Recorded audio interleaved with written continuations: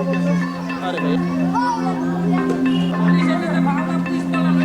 রাত শুক্রবারে দোকানদারি করি। রাত 12টা 30-এ দোকান যায় কালু আর শাকিলে আর দীপু আর রাসেল, মানে নেশা খাওয়া অবস্থায় আমার দোকানে যায়। যাওয়ার পরে বলতেছে যে এই খাবার দিতে।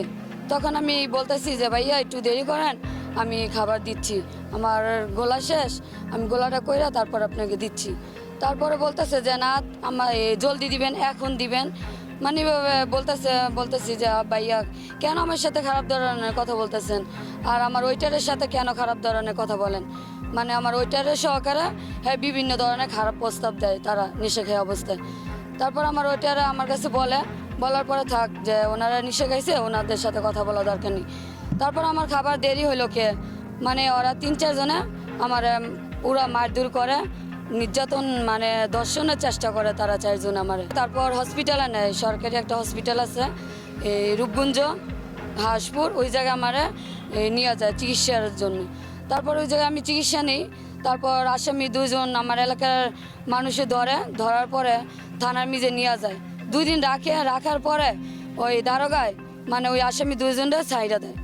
কিন্তু কোনো এই যে কেন ছাড়ছে, আর এটার আমি বিচার চাই যে দারোগায় কেন ছাড়ছে 2 আসামি।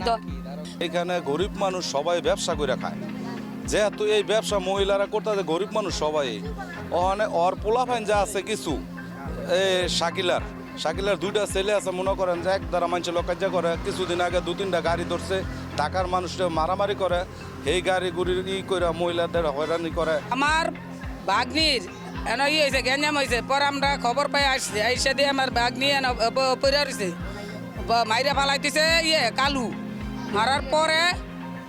মারার পরে তো ইয়েছে জাহাঙ্গীর এসআই টাইতে না রিভার বল রয়ে আমার না বাড়ি মারতে। পরে আমি এসআই রেজি গেলাম, আপনাকে হাতে পিছিয়ে আমার বাড়ি দিয়েছে, এটা কেমন কাজ করছেন। পরে আবার জাহাঙ্গীরের লগের পুলিশে হাতে লাঠি দিছে, দেওয়ার পরে হ্যাগো হাতে নিয়ে পরে আবার সাইডে দিয়ে পরে আমাকে আবার বাইরে এসছে।